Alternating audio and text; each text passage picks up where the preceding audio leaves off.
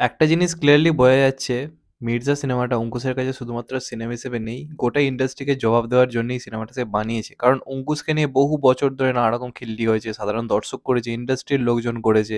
তার সঙ্গে সঙ্গে আমরা দেখতে পেয়েছিলাম যে তার সঙ্গে রীতিমতো স্ক্যাম হয়েছে, ফ্রড কেস, নানা রকম জিনিসপত্র এটা ওটা হয়েছে।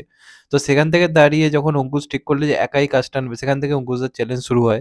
এবার চ্যালেঞ্জ নিতে নিতে নিতে নিতে এমন একটা জায়গা থেকে পৌঁছেছে মির্জা এই মুহূর্তে দাঁড়িয়ে, সেটা আই থিঙ্ক এমন কিছু যে বাংলায় কিন্তু এর আগে কখনো হয়নি। এমন ধরনেরই তারা কিন্তু প্ল্যানিং করছে, এবং বাংলা সিনেমায় সচরাচর এমন ধরনের জিনিস খুব একটা শোনা যায় না। তো সেরকম কিছু একটা হতে চলেছে, এবং যে কারণে মির্জা নিয়ে আমার মধ্যে একটা এক্সাইটমেন্ট অবশ্যই রয়েছে। এবং আশা করব সে যেভাবে প্রমোশন করছে, সাধারণ মানুষের মধ্যে সে যেভাবে জিনিসটাকে প্রমোট করছে, কারণ সে দেখতে পাচ্ছি এক একটা মেলাতে বা বিভিন্ন অনুষ্ঠানে যখন যাচ্ছে, সেখানে কিন্তু মির্জার যতটা পারছে সে কিন্তু প্রমোশন করছে, যেটা কিন্তু আমি জিদ্দার ক্ষেত্রে দেখতে পাই না, যেটা দেবদার ক্ষেত্রে দেখতে পাই। তো দেবদার পরে কিন্তু অঙ্কুশদা দুর্দান্ত প্রমোশন করছে, মানে সাধারণ মানুষের মধ্যে যে কথা একটা সিনেমাকে নিয়ে, সেটা কিন্তু মির্জাকে নিয়ে হচ্ছে, একদম সত্যি কথা বলতে গেলে। তো যে কারণে সিনেমাটার হাইপ কিন্তু খুব একটা কিছু খারাপ না। অঙ্কুশের প্রিভিয়াস সিনেমাগুলো আপনারা বিএমএস ইন্টারেস্ট যদি দেখে থাকেন, আর এইটার যদি বিএমএস ইন্টারেস্ট দেখেন, তাহলে বুঝতে পারবেন কিন্তু অঙ্কুশের কিন্তু একটা নিজস্ব ক্রেজ তৈরি করতে পেরেছে এই সিনেমাটা, এটা নিয়ে কোনো ডাউটই নেই। এবার প্রথম গান যেটা এসছে, সেটারও আস্তে আস্তে ভিউজ বাড়ছে, এবং মির্জার টাইটেল ট্র্যাকটা তো আমার মনে হয় দারুণ হতে চলেছে। যেটুকু তার গ্লিমস আমি শুনতে পেয়েছি এখন অব্দি, আমার কিন্তু বেশ এনার্জেটিক লেগেছে। তো আশা করছি ওটা যখন আসবে, সিনেমাটার হাইপ আরও বেশ কিছুক্ষণ বাড়িয়ে দেবে, এটা আমার বিশ্বাস। কারণ সেটা আমার সেরম লেভেলেরই লেগেছে, যেটুকু আমি মানে শুনতে পেয়েছি এখন অব্দি। তো পুরো গানটা এলে তো আরও ভালোভাবে বোঝা যাবে। তো এই সমস্ত কিছু তো রয়েছে, প্লাস এখানে ক্যামিও থাকছে, এটা তো অঙ্কুশদা কনফার্ম করেছে। আমরা দেখেছিলাম ইনস্টাগ্রামে একজন ক্যান্সার লিখেছিল যে ক্যামিও রয়েছে, তবে খাদানের সঙ্গে হয়তো কোনোভাবে এটা কানেক্টেড নয়। হলে তো ভাই আগুন লেগে যাবে। তবে যেহেতু অঙ্কুশদা নিজে বলছে ওপেন প্ল্যাটফর্মে, নাও হতে পারে, আবার হতেও পারে তারা তো আগে থেকে কোনো কিছু রিভিল করতে চাইছে না, সেটাও হতে পারে। তো এবার সব কিছু নির্ভর করছে সিনেমাটা দেখার পর আমরা জানতে পারবো। কোনো কিছুই তারা একদম ডাইরেক্ট বলে দেয় না, অনেক কিছু সিক্রেটটা তারা রেখেছে। আর ট্রেলারেরও ইনসাইড রিপোর্ট খুবই ভালো, দারুণ নাকি ট্রেলার হয়েছে, মানে অ্যাকশন তো নাকি দুর্দান্ত হয়েছে। এবার একটা ব্যাপার আমি জানতে পারলাম অঙ্কুশদারই রিসেন্টলি একটা মানে দেখা একটা ইন্টারভিউ থেকে, এবং অঙ্কুশদা নিজে যেহেতু কথাটা বলছে, তো মনে হলো এটা নিয়ে কথা বলা অবশ্যই দরকার রয়েছে।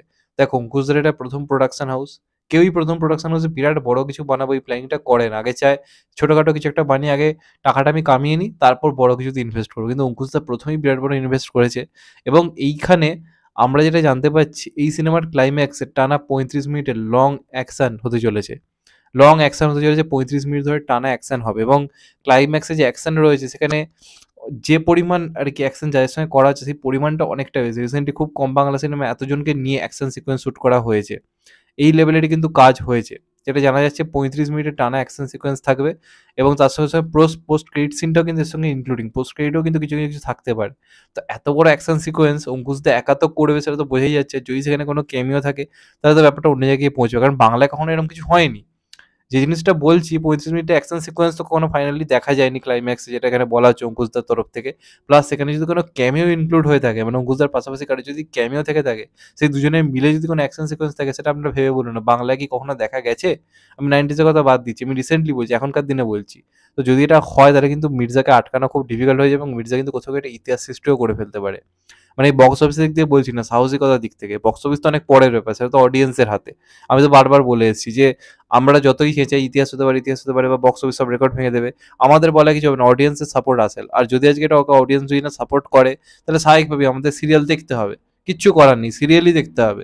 কারণ এত কষ্ট করে সিনেমা বানানোর পর লোকে যাচ্ছে না, কেন বানাবে? অঙ্কুশ একটা রিস্ক নিয়েছে, এবার এই রিস্কটা পরবর্তীকালে অঙ্কুশদা নেবে যদি মির্জা সফল হয়। এবার সেটা কিন্তু অডিয়েন্সদের হাতে। তো এই অডিয়েন্সকে আমার সত্যি কথা বলতে গেলে একেবারে যে বিশ্বাস রয়েছে তা নয়, কারণ পাড়িয়া যখন থেকে চলেনি, তখন থেকে আমার এই অডিয়েন্সের প্রতি বিশ্বাস চলে গেছে। কারণ মেন স্ট্রিম কমার্শিয়াল সিনেমা চলছে না, আমি মেনে নিচ্ছি, কারণ ওই ধরনের সিনেমা লোক এখন আর দেখছে না, ঠিক আছে, কিন্তু পাড়িয়া চললো না, এটা আমার ভাই সত্যি কথা বলতে গেলে আঘাত দিয়েছিল, মন থেকে বলছি। তো সেই হিসেবে মির্জা নিয়ে একটু চিন্তা আমার মনে রয়েছে। তবে দেখা যাক, যদি প্রপারলি দুর্দান্ত কিছু ক্যামিও থাকে, ও ঘুষের নিজস্ব একটা জায়গা রয়েছে, তো সেই হিসেবে একটা আশা করছি ঈদের টাইমে যেহেতু আসছে, একটা ভালো কিছু করবে। এবং এই যে ব্যাপারটা শুনে, 35 মিনিটের লং রানিং একটা অ্যাকশন সিকোয়েন্স, এটা কিন্তু দারুণ রকমের একটা ব্যাপার হতে চলেছে। তো দেখা যাক ফাইনালি কি হয়। তোমাদের কি মনে হয় অবশ্যই কমেন্ট করে জানাও।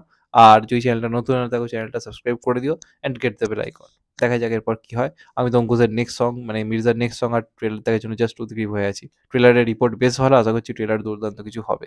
তো দেখা যাক ফাইনালি কি হয়। তোমাদের এটা নিয়ে কি মতামত কমেন্ট করে জানিও। চ্যানেলটা নতুন হলে চ্যানেলটাকে সাবস্ক্রাইব করে দিও, and get the bell icon. ভালো থেকো সবাই, টেক কেয়ার, নমস্কার, আবার দেখা হবে, টেক কেয়ার।